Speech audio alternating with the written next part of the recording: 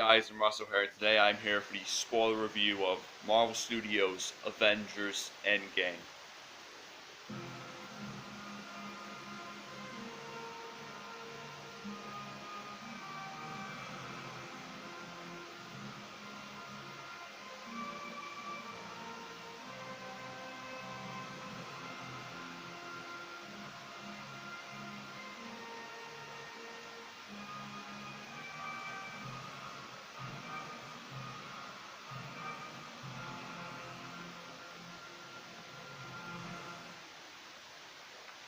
So I'm going to be breaking down basically the whole movie. So for those of you who haven't seen the movie, get off this video right now. For those of you who have seen the movie, continue watching. I have to say, absolutely phenomenal. Absolutely phenomenal.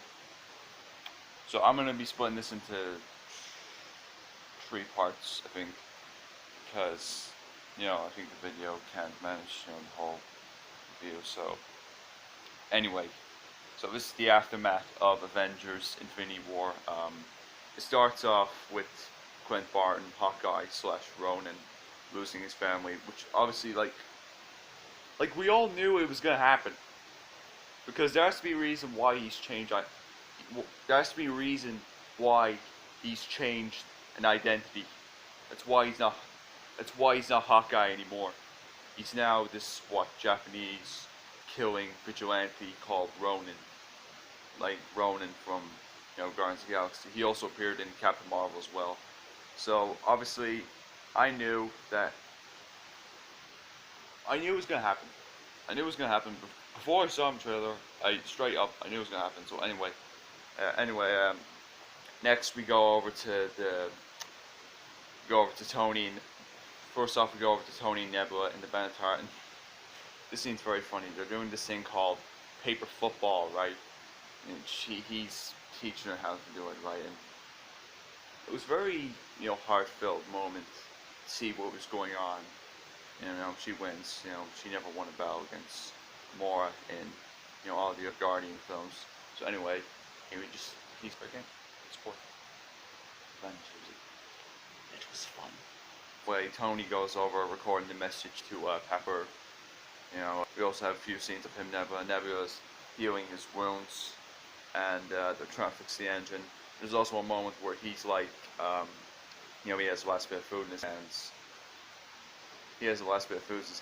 He gives it to Nebula, and she's like, giving it to him. So, he says, Pep, I know I said no more surprises, but I was really hoping to pull off one last one. So, yeah, he says, it's always you. He turns off the mask, he tries to, he's tired, sleeps on the floor. Nebula comes over to him and checks on him, see if he's alright, and she puts him in the seat, and then Captain Marvel shows up and saves them, which was good, that was actually the first theory that came out of people's minds when they first saw him in space in the first trailer. Steve's like shaving his beard. Like, I don't really mind if he didn't keep the beard, they had in Infinity War. So anyway, Tony shows up. He's pissed at Steve. Like, I don't blame him. I'm not mad at Steve. I'm not actually, I don't blame him for being mad after the events of Civil War. Lying to his family. And so Captain Marvel's like, I'm going to kill Thanos myself. But then Natasha's like, no, usually work here as a team. Then Nebula tells them where Thanos is. This place called the Guard, like Titan 2 or whatever. I love when Steve says, let's go get this son of a bitch. And then the title shows up, music shows up. And there's this really funny moment where Rocket's like, where is him in space? And then only Steve, Natasha, and Rhodey, because they're the ones who haven't been in space, they're just like, Rocket's like, better not throw off on my ship. And there's also this moment where, Steve holds the watch thing that Peggy has of the picture of Peggy in the first Avenger. Natasha's like, this is gonna work, Steve, but he's like, I know I'm gonna do if it doesn't. So Thanos is just broken. He is just like torn up. They chop his hand off. Literally just chop his hand off, and then so he used the stone to destroy the stones that almost killed him, right? So it almost killed him, and then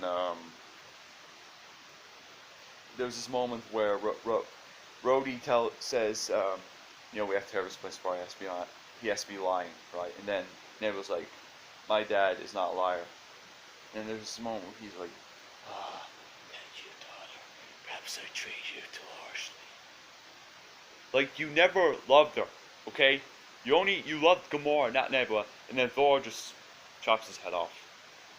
And Rocket's like, what'd you do? I went for the head. And do you wanna know what I said to myself? This time. This time, he went for the head. And all of a sudden, after that's done, we go to 5 years later, which shocked the whole audience. Okay, it shocked everyone. And we're just like, what the fuck? Like, what the fuck is going on?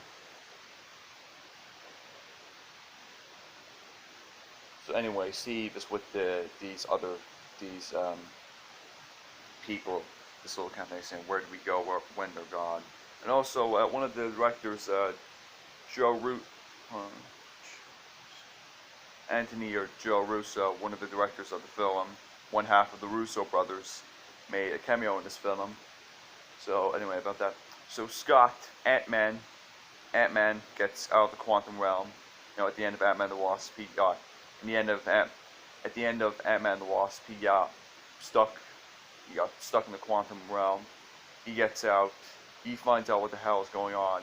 He sees this wall of the people that got snapped at the end of Infinity War, and he's trying to say no. And all of a sudden, he finds his name on it. He runs over. Cassie's all grown up. She's like, so I think her name was, the actress playing all of Cassie was Emma Furman. She was going to kiss her. So anyway, Natasha is like has this little hologram conversation with Nebula, Rocket, Okoye, Captain Marvel, and Rhodey.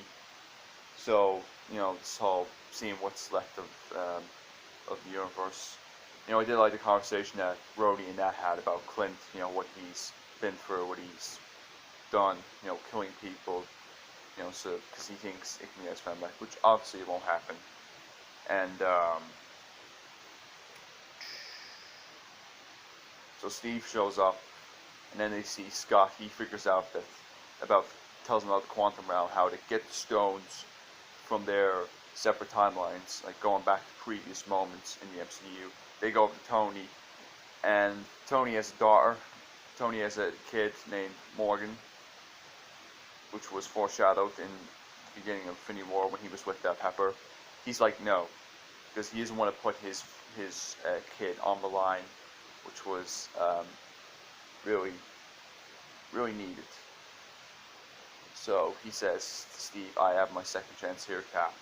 And, this is where things go. They go over to Bruce, who is now Professor Hulk in this film. And, so I'll just try to film part 2 and mess with some